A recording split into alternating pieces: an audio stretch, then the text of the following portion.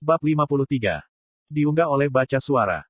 Sambil berjalan ke kelas saya berikutnya, saya merasa frustrasi dengan diri saya sendiri.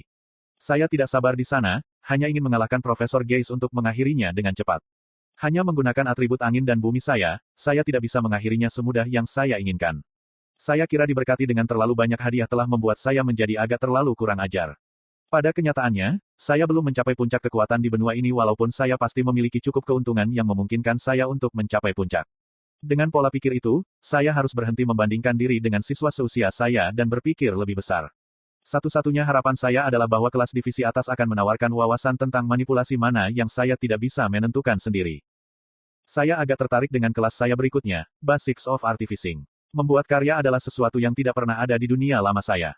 Saya yakin ada hubungan yang relevan dengan teknologi yang digunakan di dunia lama saya, tetapi premis memanipulasi dan mengkode mana untuk memiliki kegunaan khusus yang ditunjuk untuk suatu objek akan baru bagi saya.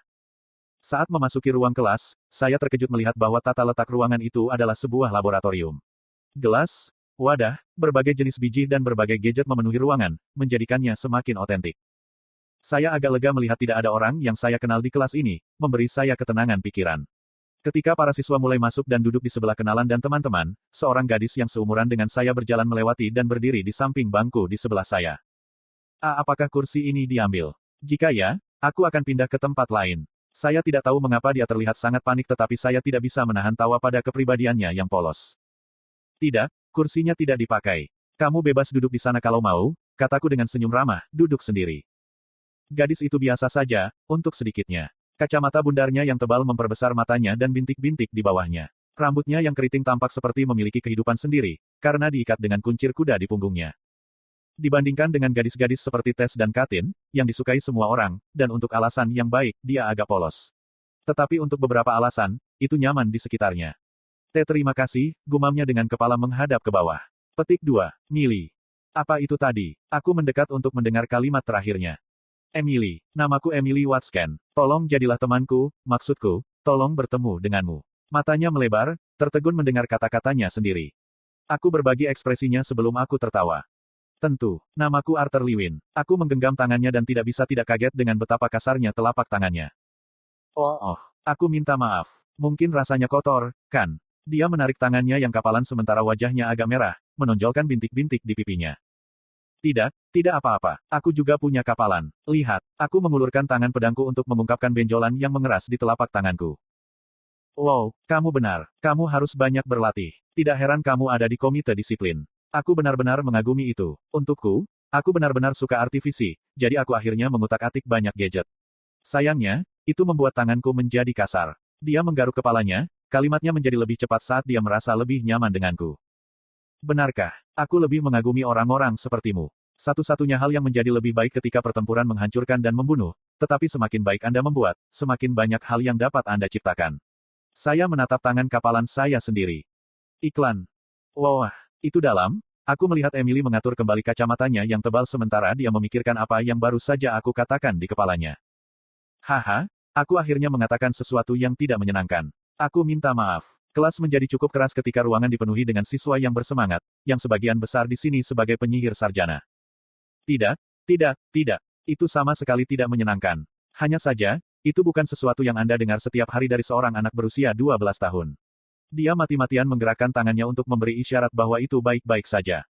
Kamu mengatakan itu seolah-olah kamu sendiri belum berumur 12 tahun, aku terkekeh saat menatapnya. Merosot di kursinya, dia menghela nafas. Benar, itu karena aku agak jenius dalam beberapa hal. Aku tidak benar-benar mengerti mengapa orang mengatakan itu, tetapi orang-orang tidak benar-benar memperlakukanku sebagai seorang anak lagi setelah aku membuat artefak tampilan proyeksi. Tunggu apa? Kaulah yang menemukan tampilan yang digunakan untuk menampilkan pengumuman raja dan ratu. Aku berdiri dari kursiku.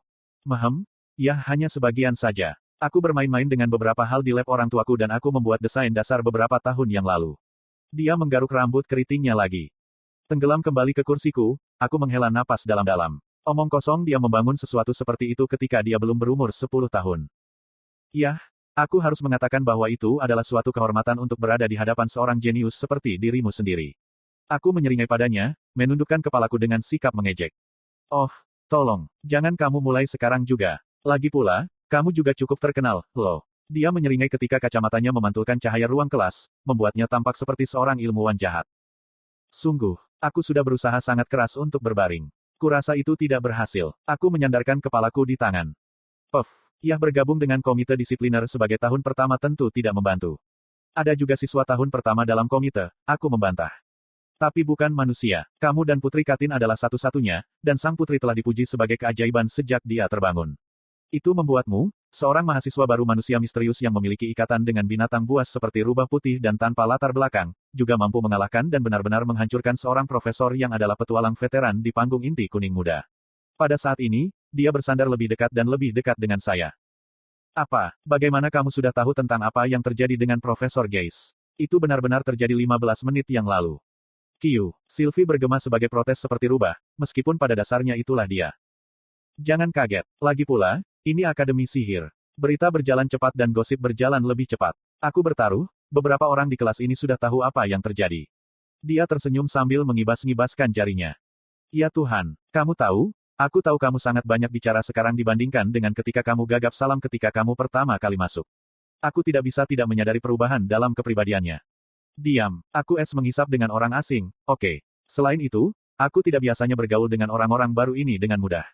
Tapi kamu berbeda, mudah untuk merasa nyaman denganmu karena kita benar-benar mirip. Dia berdengung, menyilangkan tangan di dadanya yang belum berkembang. Mirip dengan cara apa? Saya mengangkat alis. Dia menyeringai lebar, kami berdua aneh. Saya memutar mata saya pada dugaannya tetapi menyadari bahwa, karena seberapa tinggi kecerdasannya, saya lebih nyaman dengannya daripada anak-anak lain seusia saya. Ketika saya hendak menanggapi pernyataannya, pintu kelas terbuka dan saya melihat wajah yang akrab. Salam, orang plebeyan. Mohon merasa terhormat untuk memiliki saya, Profesor Gideon, sebagai guru Anda untuk kelas ini. Ilmuwan gila itu berjalan cepat ke podium, sementara sepasang kacamata yang tergantung di lehernya melambung ke atas dan ke bawah. Ketika dia menatap kelas dengan mata merendahkan, dia akhirnya mencapai Emily dan aku. Ya, kalau bukan Arthur, aku tidak tahu kamu akan berada di kelasku. Dia menggenggam pipinya dengan cara yang jelas-jelas palsu, membuatku menggelengkan kepala. Dan ya ampun, bergaul dengan Nona Watsken. Harus kukatakan kalian berdua akan menjadi tim yang hebat. Bagus, bagus. Mari kita mulai hari pertama kelas dengan sedikit perkenalan diri. Dia tersenyum, menulis namanya dalam huruf besar di belakangnya. Ceramah berlanjut dengan Gideon mengoceh tentang betapa luar biasanya dia selama 1,5 jam berikutnya. Sebagian besar siswa, termasuk saya, setengah tertidur tetapi mata Emily berbinar ketika dia menyerap setiap informasi yang keluar dari bibir tipis Gideon. Saya kira bahkan seorang jenius seperti Gideon yang disegani di bidang seni. Membuatku nyaris ingin mengaguminya. Sementara itu, Sylvie meringkuk di atas meja di depanku, menggunakan lenganku sebagai bantal, ketika burung hantu hijau zaitun tiba-tiba terbang dari jendela, mendarat di bahuku. Kiyu, Sylvie melompat kaget dan menggeram ketika burung hantu itu dengan tenang memelihara dirinya sendiri. Yah, sepertinya Direktur Gutski memanggilmu, bocah. Gideon berjalan ke arahku, memijat bahunya yang membungkuk. Kamu seharusnya tidak membuatnya menunggu. Sial, pergi. Dia menamparkan punggungku ketika dia terus berbicara tentang betapa hebatnya dia. Emily membungkuk, tidak terkejut. Sudah kubilang jangan meremehkan seberapa cepat berita menyebar. Ya, aku berjalan keluar kelas, mendengar beberapa teman sekelasku memulai diskusi mereka tentang apa yang terjadi. Sekarang, di mana kantor Direktur Cynthia lagi? Aku menggaruk kepalaku. Seolah dia mengerti, burung hantu terbang dari bahuku dan mulai terbang ke arah kanan, memberi isyarat agar kita mengikuti. Kiyu, Papa, dia berbahaya. Sylvie memperingatkanku, bulunya berdiri tegak. Kampus itu cukup kosong karena sebagian besar siswa di kelas, pelatihan sendiri, atau di asrama mereka.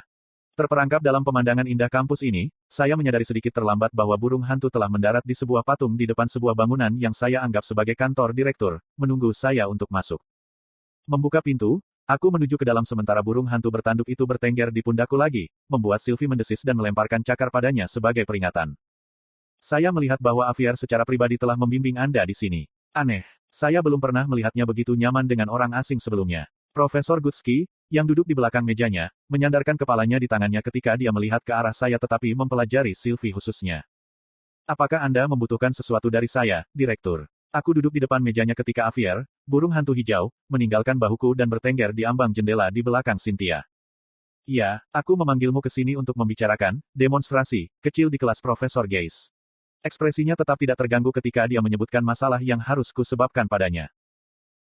Ada beberapa situasi sebelumnya mengenai hal itu, sebenarnya, sebelum aku bisa menjelaskan, Direktur Gutski mengangkat tangannya untuk menyela.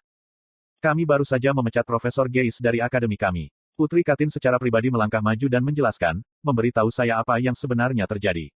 Tentu saja saya harus meminta beberapa orang untuk memverifikasi kesaksiannya, tetapi semua orang setuju bahwa profesor itu berbahaya bagi siswa. Dia mengangguk, meletakkan beberapa dokumen di depanku. Wow, dia bekerja cepat. Kejadian ini terjadi kurang dari 2 jam yang lalu, tetapi dia sudah berhasil menangani dan memecat profesor itu.